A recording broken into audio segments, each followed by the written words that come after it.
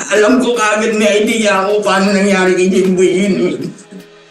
Alam ko may idea agad ako. Alam nyo, mga pulis, alam ko, biktima rin po kayo dito dahil ng maling impormasyon na tinanggap nyo, pero kailangan pag-isahan natin kung anong dapat natin pag-isahan dito. Ako, ang hangad ko lang po talaga dito, hindi tayo magkakalaban. May lamat lang namin yung ano, katotohanan. Dalawa na naman po kami lalaban sa usigati mo. Kung pera-pera lang, wala. Dahil kami nga po yung mga naghahanap buhay, na hinahanap pa namin yung kinabubuhay namin. Dahil mangingisda lang po kami. Alam nyo, hindi lang masama ang loob ko sa sinapit nila, ng pamilya nila. Masama rin ang loob ko para sa inyo. Para sa inyo. Alam ko man na hindi kayo lahat masamang tao. Pero dahil sa pangyayaring ito, somebody has to suffer. Somebody has to answer.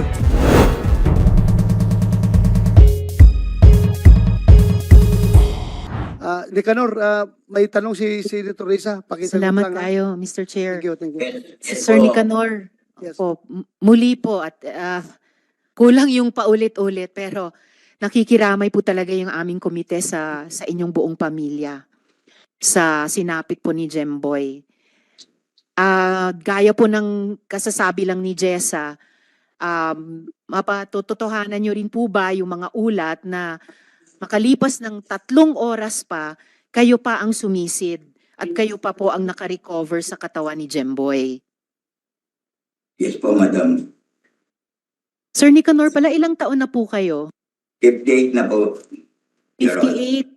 Mas matanda pa po kayo sa mga active duty na PNP. Yes po. Pero kayo po nakasisid po kayo? Hindi ko naman po tatalin na sinisid si Jimboy. Ang pinapako lang po siya. Naglakad po ako sa ibabaw ng putek. Gamit ko po yung yung styrofoam pump, Your Honor. Yung po ginawa kong pamamaraan para makalakad po ako sa burak, Your Honor. Dahil kung sisisid ako, dahil yung karet po ng ilog, malakas pa po eh. Di ko alam, pag sisid ko, di ko alam kung saan ako pupulutin. Ganun po, Your Honor. So gumawa po kayo ng paraan dahil malakas po yung kuryente ng tubig at nag-aalala po kayo na baka kung saan matangay si Jemboy. So sa bandang burak nyo pa po siya na-recover yung katawan niya?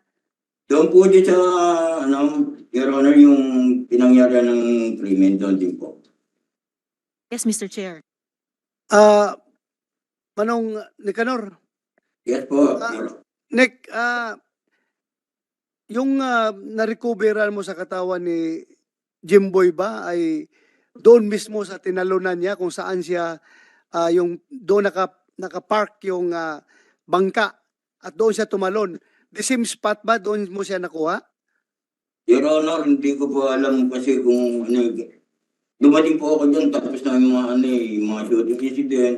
Alas 3 na po ako ng hapon ng nakarating dyan sa pinangyarihan ng krimen na yan, Your Honor. Kaya nga, parang, ang naging di ba? pataya ko lang po dyan. Ang naging pataya- Malawak naging yun ba? pataya ko. Paano mo tinatansya na dito ko makita yung pamangkin ko? Paano ka nag-decide na doon ka maghanap? Your Honor, ang naging patayan ko dyan, ang ginawa kong basihan, yung mga ayon sa mga narinig ko sa mga nakasaksi, yun po naging basihan ko po doon, Your Honor. Okay, salamat. So gaano ka lalim na yung tubig na sinisid mo sa panahon na yun? Yung dumating po ako, Your Honor, mataas po talaga ang tubig, alis. Kung lampas tao po. Lampas tao? Po. Pero nung lumusok po ako ng 4 p.m. po, halos gabewa ko na lang eh. Pero nung nagpapabdi sa katawan ko, pag nakaapak ka ng putik, yung burak ba? Okay, so bumaba na yung tubig sa mga bandang bandang bewang. 4 p.m. po. Okay, thank you, Senator Risa. Salamat kayo, Mr. Chair. Sir Nicanor, nabanggit rin po na may nakita kayong basyo ng bala sa bangka. Tama po ba yun? Yes po, Your Honor. Pwede nyo bang ikwento paano nyo nakita yon? August 11 po, yung araw na kinakapanayam ako ng reporter's notebook, Your Honor. Ngayon, pinakit po ako sa bangka nung reporter para maganap kung may tama ho ba yung bala yung bangka. Kanina nga Pero- po, Sir Nicanor, sabi ni Sunny Boy, may tama daw ng bala sa tolda. Nakita nyo rin po ba yon? Hindi po part po ng bangka yung kasi yung tolda po yung nakasabi po yung para maging pahingahan lang po ng ano eh, nung mga tao doon. Silungan ba? Silungan. Opo. So sa araw ng August 11 nung sumampa kayo sa bangka, nakatiklop na po yung toldang yon. Opo, nakita ko na po, tiklop na po. Tapos pero may nakita ba kayong tama ng bala sa ibang parte ng bangka? Wala po, wala po. Yun po yung nasabi ko sa yung mga reporter ng ano. Sige po. Pakikwento kung paano nyo nahanap yung sinasabing basyon ng bala sa bangka. Yung araw na po pinakapanihan po ako ng reporter's notebook. Hinihila po namin yung bangka, hindi namin mahila kasi po, sayad na po yung bangka. Gusto na rin kasi makakyat yung ano, kasi yung may-ari naman po ng bangka, willing po ako umakyat sa bangka niya dahil yung nangyari kay Jimboy nung Ados, wala na po total nakakakyat yung sa bangka na yan. Ngayon ako, bilang takuhan ng bangka na yan, ako pong binibigyan ng may na makakit sa bangka dahil sabi nga nung may-ari, Nick, pinapalis siya ang bangka niya dahil na ano, sabi nga nung may-ari, hindi, gusto lang, sangayin nga akong para maimbestigan yung bangka niya. Yung pong, kaya yun ang naging ano ko sa bangka niya, yung sinabi ng may-ari ng bangka. So, nung kumuha po ako ng boya para masakyan ko, para makalapit po ako makasampa po ako sa bangka na yan. Halos siguro mga 7 metro ang layo, nakakuha akong masasakyan para makalapit po ako sa bangka. Yung araw na yun. Then, nung nakasampa na po ako, habang nakatutok sa aking camera ng reporter's notebook, naghahanap ako sa ulan ng bangka, kalakad-lakad. Naghahanap ako hanggang sa sumisilip po sa may parka ng bangka. Sa bandang gitna po, nung kinuha ko po yung naglalagyan namin ng yelo, ng ice, yung ulan na tinayo ko po, nakita ko po yun doon, sa may malapit po sa may batangan ng bangka, sa may bandang gitna po. Hindi po sa ilalim po ng bangka ako nakakuha yung bala niya, kundi sa may lapag po mismo. Yung sa may pinakatalapa po ng bangka. Nakasiksi po. Pakiulit yung last na sinabi mo. Hindi ko masyado nakuha. Pakiulit daw. Yung time na lumakat nga po ako, Your Honor, yung lalagyan po namin ng yelo, nakatumba po yun eh. Tinaas ko po yun, may bandang batangan. Then nakita ko po doon yung bala, may talapi po ng bangka. Yung bagang pinakabarandila po ng bangka. Kaya ang tawag po namin doon talapi. Then malapit din po sa may batangan po ng bangka. Doon ko po na silayan yung basyo ng bala. So ang ginawa mo, pinulot mo. Yes po. Isa lang nakita mong bala doon. Opo. Isa lang? Oo, kasi nakita ko, may tama siya na may baka siya na firing pin siya Tapos kanino mo binigay? Kay Sir Galvez po, Your Honor. Kasi Sino? po, kaya ko po binigay kay Sir Galvez. Kasi po, lumapit po sa akin yung ninong ng anak ko. Nagtiwala po ko sa kanya, pulis din po siya. Kaya kay Sir Galvez po binigay dahil alam ko, tumakot pa ako, si Galvez ang may hawak ng kaso ni Jimboy. Kaya doon ko po naibigay sa kanya. Thank you. So Galvez, ikaw binigyan. Thank you. Sige, tuloy mo. Sir Nicanor, nahanap nyo yung bala dun sa may lalagyan nyo ng yelo at nakita nyo yung tama kung saan pumasok yung bala. Saan yung tama nung bala na baka yun yung basyon niya, no? Saan yung tama nung bala? Sa ilalim, sa gitna o sa ibabaw ng bangka? Ma'am, correction lang po. Hindi ko po nakakuha yung bala sa may loob po ng lalagyan ng yelo. Nakakuha ko po dyan sa may lapag po ng mismo ng bangka, yung pinakabasyo ng bala. Sa may labas ng bangka. Lapag po, sa lapag po. Sorry, sa lapag ng bangka. Oo, at nakasahig. Parang sahig. Hindi po, Ang sahig. tabla po yun eh. Tabla. Parang dagarag po yun eh. Tabla Okay, po yun sa- eh. Mga So, pinagtutugtog na plywood. Literally, loob ng bangka. Okay. Hindi po sa loob. Tuloy. Hindi sa loob, sa sahig. Opo, sa Kumbaga yung tinayuan ni na Jemboy at Sunny Boy, yun yung lapag na sinasabi nyo? Ang pinagdaanan nila Jemboy, medyo mga isang metro pa layo. Isang metro pa layo sa nakuha lang. So yung sinasabi nilang butas, yun ang limasan namin ng tubig. Dahil kasabi na naman yung makina na po yun eh. Makina na po kasabi na yun.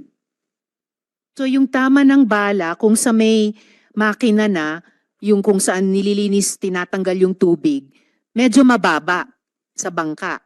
Kumbaga yung parte ng bangka na, lalo na pag mataas ang tubig, lulubog siya sa tubig. Senator Risa. Yes, mukhang, Mr. Chair. mukhang sinabi niya kayo na walang tama ang bangka. Ah. So walang tama. Basyo lang yun, empty shell yung nakita niya doon. So, Nick, imagine mo yung bangka, mahaba ang bangka, di ba? Yan po mga 8 meters po yun. Okay, mahaba. Opo. Kung mahaba ang bangka, saan porsyon ng bangka mo napulot yung empty shell? Sa dulo, sa likuran, sa atras, o sa gitna ng bangka, o malapit sa makina, o whatever. Kung mahaba ang bangka, sa gitna, sa forward, sa harapan, o sa likuran? Sa manda? Bandang gitna po, Your Honor, bandang gitna. Bandang gitna. Oh, yes po, Your Honor. Thank you. Salamat, Sir Nicanor. Tapos, at kaya ba na dun na yun yung bangkang nililinis ni na Jemboy at Sunny Boy dahil tauhan pala kayo nung bangkang iyon. Kaya yun po yung nililinis nilang bangka. Almost 10 years po akong taon niya, ako po yung team mo ng bangka niya. Okay At po. At may nakita nga po ako sa yung pinagana nila Jimboy at Sunny Boy, may nakita po akong bakas ng dugo doon na ano. Yan, Sir Nicanor. Yan na nga yung gusto kong sunod na itanong sa inyo. Ano po yung estado ng bangka nung sumampa kayo doon pagkatapos ng pangyayari? Kasi nabalitaan nga po namin, totoo po ba may dugo sa bangka? Doon po siya na hinda Jimboy tsaka ni Sunny Boy. Sa may bako din po. So, Mr. Chair, ito po yung pinapakita nating mga letrato ng dugo sa bangka. Saang parte ng bangka ito, Sir Nicanor, itong mga photos na ito? Yan din po sa may pula na yan, Your Honor. Yan din sa Yan pala yung sinasabi kanina ni Sunny Boy na butas. Siguro, Butas na bangka. Yan yung butas na yan siguro. yan nga, Mr. Chair. Ito yan, Sir Nicanor, yung butas ng bangka na sinasabi ni Sunny Boy kanina. Your Honor, yung butas ng bangka niya, kumbaga yan, pinaka-apartment ng bangka, bodega po yan eh. Yan po, kumukuha ng tubig, itatapon sa labas ng bangka sa ibabaw. Yan po kukuha ng tubig, then tatapon po sa ilog dagat.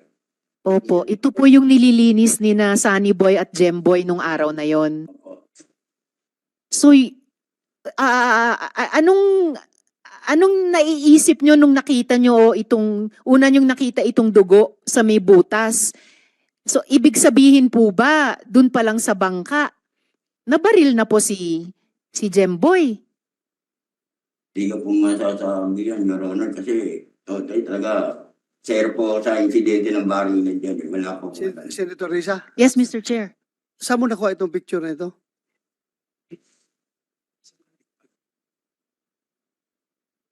Sa isang residente po dun sa area, Mr. Chair, pinadala po sa pamilya, sa mga abogado. Okay, Captain Arabijo at saka Sergeant Galvez.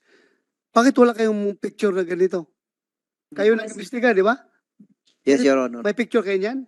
Yung Wala dugo po. na yan? Gabi po kasi nung nag-respond kami. Ha? Gabi na po yun. Alas 5, umabot po ng gabi. Kaya di po kami nakaakyat dyan sa bangka. Yung Suko. mga nag-process po. Suko, kayo ang nag-imbestiga. Wala kayo nakita nito? Yes, sir. Dumating po kami, sir, sa crime scene is 8:50 na po ng gabi. Okay, then 50. Negative po, sir, kasi during that time, sir, umuulan po talaga. So, Malakas hindi po nyo, ulam, sir. Negative. hindi nyo nakita ito? Negative po, sir. Scene of the crime operation. So, dapat nakuha ninyo ito kung talagang seryoso yung pag-imbestiga ninyo. Kung makikita niyo po, sir, yung sa pictures, maaga pa po yan. Maliwanag nga. po. Granting maaga at gabi. Mawawala pala yung dugo na yan pag gabi na. Kung hindi hugasan yan, hindi may mawala. Your Honor, with due respect po ulit, Ha? sabi nga po kanina, yung sokatin po natin po ay nag-arrive po ng 8:15 po ng gabi. Kaya nga, regardless of the time, the same day pa rin yun. Kung talagang siniseryoso yung pag-conduct nyo ng scene of the crime operations, nakikita niyo yan. Tingnan mo, civilian pa ang nagpakita ng picture na ganyan. Ano masasabi nila sa atin ngayon dyan? We are inefficient with our job. We are ineffective. Hindi natin nakita yan. Simple dugo yan, pero it says a lot. It says a lot. Yung dugo na yan. Kayo, suko, hindi nyo nakita. Your Honor, yun nga po yung naging check po ng aming team. Dinoble check po ng ating mga personnel po. Kung ano po yung mga possible na pwedeng makuleta sa crime scene. Pumunta ka ba? Dahil po, sir, sa Pumunta ka ba doon sa bangka? Yes, sir. Yes, sir. Po. Pumunta ka? Kasama po ako, sir. So dapat nakita mo yan. But anyway, Mr. Chair. yeah, go ahead, Senator Risa. At yung sabi nyo nga po, yung dagong yan says a lot. At yung isang pinaka-sinesay niyan ay kung talagang sa tubig lang bumaril, dapat walang dugo sa bangka. Dapat walang dugo sa bangka kung sa tubig lang namaril. So ibig sabihin, nasa bangka pa lang sina Jemboy at Sunny Boy, may natamaan na. Kasi dumugo siya dyan eh.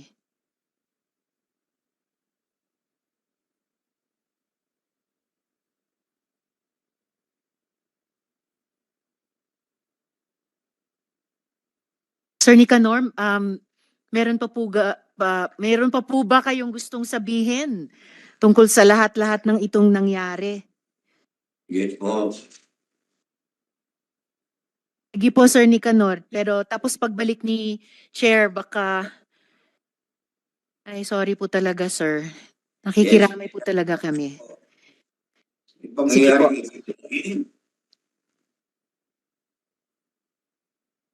Sobrang pagkaawa na ramdaman ko kay Jimboy. Yung araw na yun, yung oras na yun. Alam ko kagad may idea ako paano nangyari kay Jimboy yun. Alam ko may idea agad ako. Alam nyo, mga pulis, alam ko, biktima rin po kayo dito dahil ng maling impormasyon na tinanggap nyo, pero kailangan pagdisahan natin kung anong dapat natin pagdisahan dito. Dahil alam ng Diyos, higit po sa lahat buhay. Diyos lang po tanging nakakaalam. Sino ang dapat? Ako ang hangad ko lang po talaga dito. Hindi tayo magkakalaban. May labas lang namin yung ano ba, totohanan. Dahil wala naman po kami lalaban sa sigado ko. Pera-pera lang, wala. Dahil kami nga po yung mga naghahanap buhay na inahanap pa namin yung kinabubuhay namin. Dahil mangingisda lang po kami. Yes, Manong Nick, yes po, Your Honor. Mali po yung sabihin mo na wala tayong panglaban. May gobyerno tayo na Yung lalaban ako, sa inyo. yung Yung piskalya natin na mag-prosecute ng kaso, hindi po yan babayaran. Hindi Your kayo Honor. kailangan maglabas ng pera. So, Your Honor, alam ko frustration mo. Mahirap din ako. Anak rin ako ng tricycle driver. Alam ko gaano kahirap ang buhay. Pero sa ngayon, wag baguhin natin yung ating paningin na porque mahirap tayo, wala na tayong pag-asa sa hustisya. May gobyerno po tayo na mag-alaga sa atin. Pabayaan natin sa piskalya yan. Sige lang, naintindihan kita. sa committee nyo, laki po nagpapasalamat ko dahil kaming mga binigyan nyo po kami ng pagkakataon para may suwalat namin kung anong tama, kung anong mali, kung anong totoo at kung ano po yung mga balaktot na pangangatiran. Yes, at kami po, Salamat po sa inyo. kami po ay nagpasalamat sa iyo na nagtiwala ka dito sa aming committee at ikaw ay dumulog sa aming imbitasyon. Nagpasalamat po kami sa iyo at nagtiwala ka. At least may tiwala ka pa rin sa gobyerno. Maraming salamat at nagtiwala ka. Thank you. Mr. Chair. Mr. Chair. Mr. Chair, Sir Nicanor, dagdagan ko lang yung sinabi, ano po. Actually, hindi sa inyo eh. Sa 6 po, sa 11, sa 2 team captain at assistant team leader, at yung 2 pong investigador. Kung sa 3 pagdinig hindi pa kayo naantig sa lahat ng mga tanong namin na gustong malaman ano ba talaga nangyari para makapagrekomenda ng hustisya para sa pamilya, pakinggan nyo na lang po yung sinabi ni Sir Nicanor na ang Diyos lang nakakaalam. Diyos ang nakakaalam ng lahat.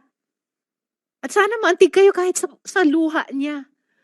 Luha din ng buong pamilya nila. Sabi niya, mga simpleng mangingisda sila. Sus Mariosep, siguro hindi po sila makatuntong dito sa kwarto sa Senado or kaya sa House. Sana merong isa sa 23 ninyo na magsabi ng totoo para naman bigyan ng hustisya si Sir Nicanor. Bigyan ng hustisya si Jemboy. Mr. Chair. At alam naman natin na kayong lahat dyan, hindi man kayo galing sa mayamang pamilya. Di ba? Mahirap din kayo. Galing kayo sa mahirap na pamilya. At ngayon, alam ko na problema kayo ngayon kung anong kasasapitan sa inyong career after this investigation. Alam ko nangangamba kayo. Paano nyo buhayin ang pamilya ninyo kapag kayo'y matanggal sa serbisyo? So hindi ito laban ng mayaman at mahirap. Laban ito ng hustisya at inhustisya. Justice versus injustice itong labanan na ito. Kaya tayo, pareho tayo mahirap. Kita niyo, hindi ba mangyari yan sa tatay ninyo? Hindi ba yan pwede mangyari sa kapatid ninyo? Yung kinasapitan nila ngayon? Mahirap lang ng pamilya natin, di ba? Pwede rin tayo maging biktima ng injustice sa pang-aabuso. Kaya sana itong pagdinig na ito, you open your hearts. You open your hearts. Hirap. Kita mo kung gaano kahirap. Maging mahirap. At alam kong tayo ay lahat mahirap. Hindi kayo anak na mayaman. Otherwise, kung mayaman kayo, hindi kayo nagpulis. So huwag niyong kalimutan porque meron na kayong tsapa. Dapat yung tsapa ninyo, gamitin ninyo yan para makatulong sa mahirap. Hindi para mag-api ng mahirap. Yan ang papel natin dito sa mundo. Mapulis ka man o anong papel mo dito sa mundo, sa pagiging tao natin, dapat tayo'y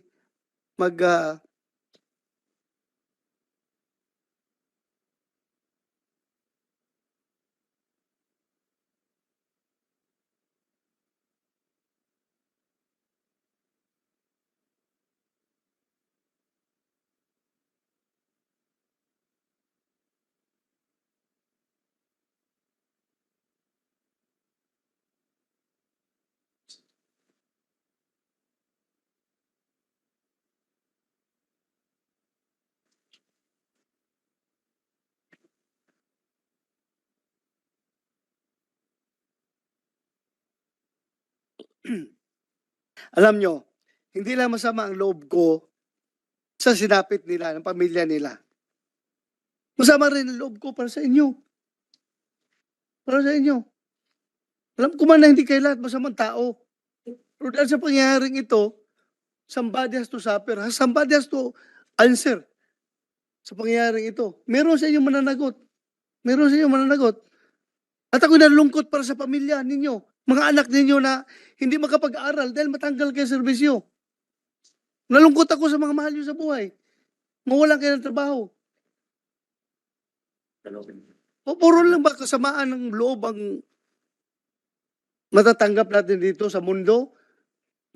Kung sana na sa utak natin, sa puso natin, gumawa ng mabuti. siguro gaganda ang takbo ng mundo kapag tayong lahat ay puro kabutihan ang iniisip, hindi yung pang-aabuso. Sabihin man ninyo na, sir, wala kaming intensyong masama na gumawa ng masama. Nagkamali lang kami. Nagkamali lang kami, sir. Pero yung pagkakamali ninyo, it cost the life of one Jimboy at paghihirap at pagluluksa ng isang pamilya na nawala ng isang mahal sa buhay na Jimboy. Kaya, sana, sa pagdinig na ito, lalabas ang katotohanan, kayo magsabi kayo ng totoo, mag-cooperate kayo. Tapos na yung panahon na magtatago tayo ng kasalanan ng ating kapwa. Masakit man na madiin yung ating kasamahan sa trabaho dahil sa sasabihin yung katotohanan, pero sabi ko nga sa inyo palagi, the truth shall set you free. The truth shall set you free. Masakit man, body kita, kasama kita, pero kailangang sabihin ko yung totoo para mag-improve ang sitwasyon ng ating pamulis. Intindihan niyo ako, mga pulis? Intindihan niyo ako? Ha? Dapat ganun ang gawin natin to. Hindi tayo magsigitakip ng takip. Kung hindi kayo nagtatakip, hindi kayo makukontem? Oh. Kayo, hindi kaya kayo ma-cited in contempt? Kung hindi kayo nagtatakip, wala kayong tinatakpan?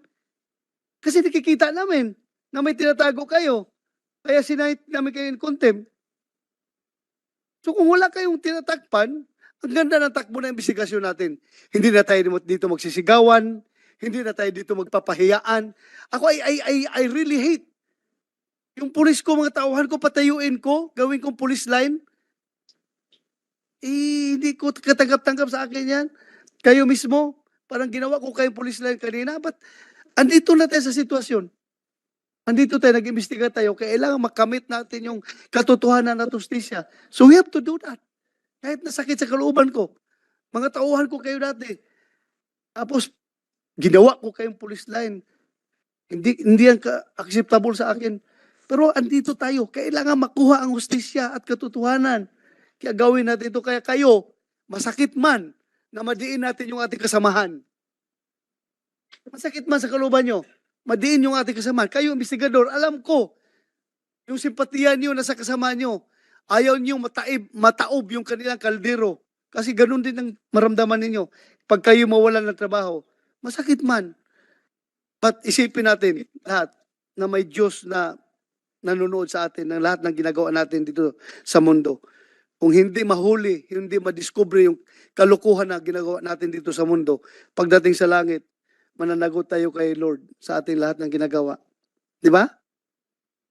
Intindihan niyo ako, mga pulis? Ha? Kung magtulungan tayo dito.